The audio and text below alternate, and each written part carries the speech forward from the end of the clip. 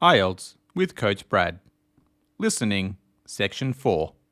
You are now going to hear a presentation about the history of cannons in warfare. You now have some time to read questions 1 to 10.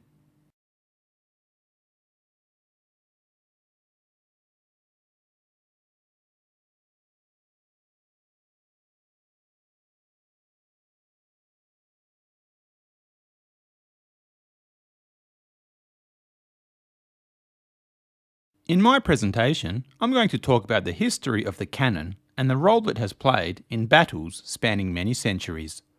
I hope you find it as interesting learning about this amazing weapon as it was for me researching it. A cannon is a large caliber gun classified as a type of artillery and usually launches a projectile using explosive chemical propellant. In the early days, cannons were used mainly for both siege and field battles, but in more modern times, they have become highly complex weapons that are used in a wide variety of situations, mostly due to improvements in mobility.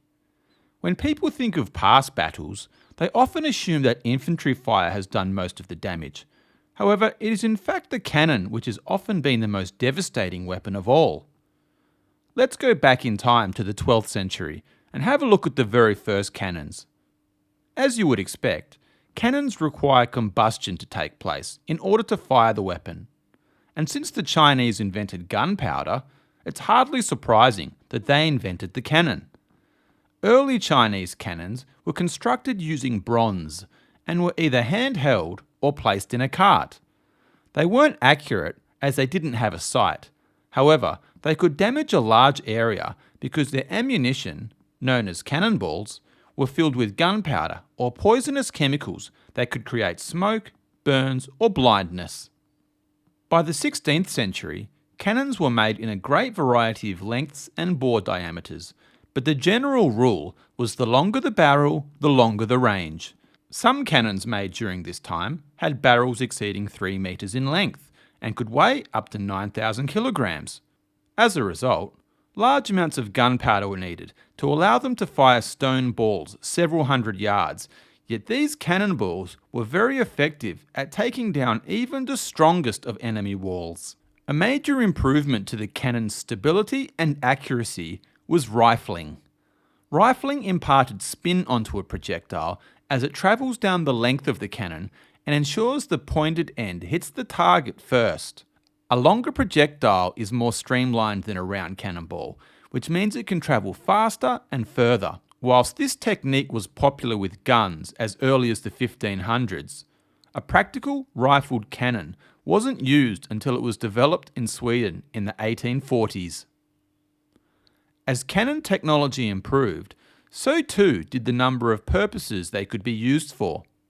So different types of cannons started getting different names. Some of the more historically important cannons include howitzers, mortars, guns, and autocannons. Mortars are shot with a high trajectory, and they are useful for indirect fire. They are also great for clearing walls and raining down on top of buildings and enemy camps. In the 19th century, as infantry weapons became more powerful, cannons needed to be kept further away from the front line.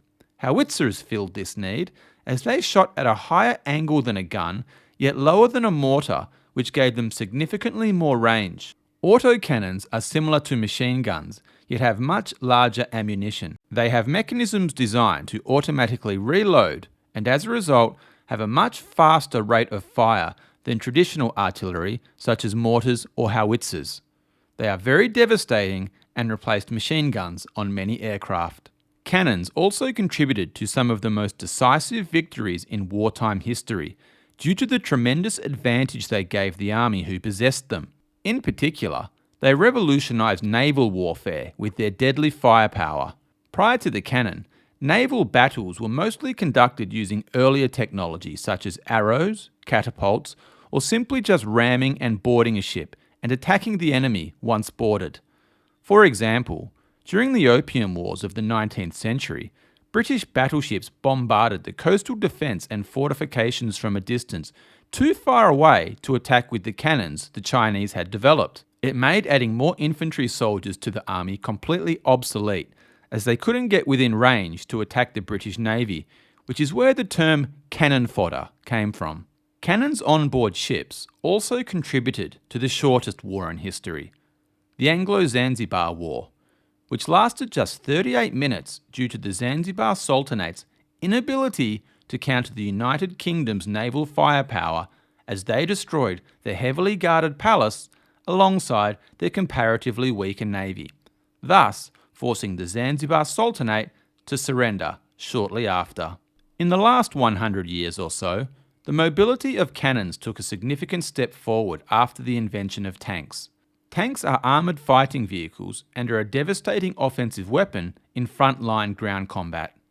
The tank's cannon is usually mounted on a turret which enables soldiers to rotate at 360 degrees instead of just the direction the tank is facing. And because they are so heavily armoured, they can be sent to almost anywhere on a battlefield quickly to take advantage of changing battle situations while being resistant to most forms of enemy fire, such as machine guns or grenades.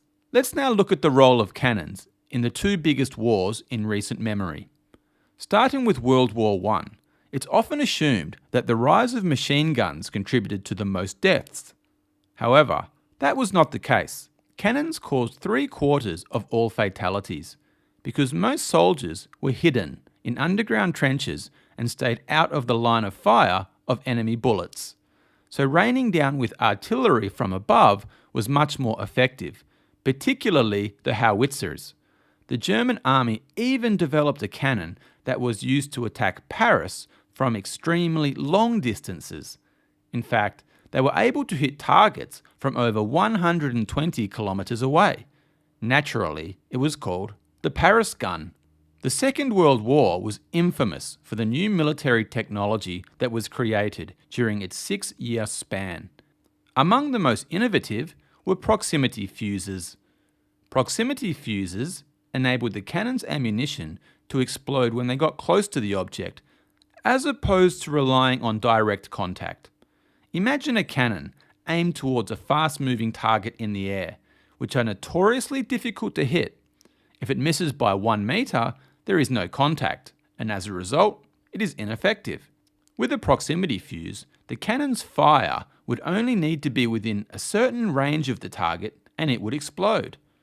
They were also effective against ground targets, as they could be set to explode before they hit land and as a result cover a much wider area.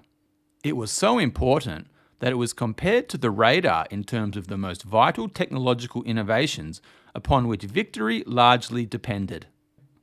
Cannons also have another major role to play in modern warfare, that is, the Battle of the Skies.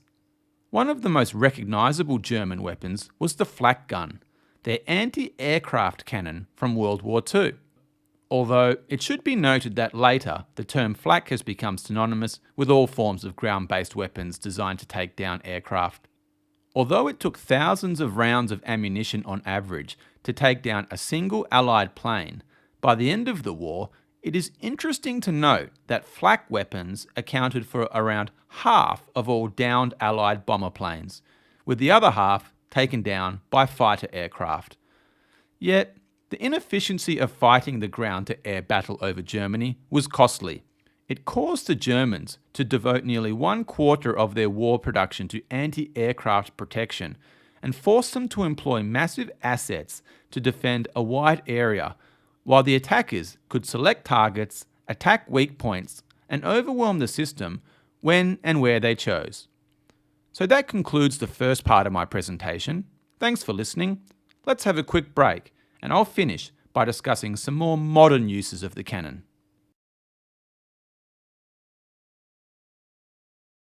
That is the end of section 4 of the listening test.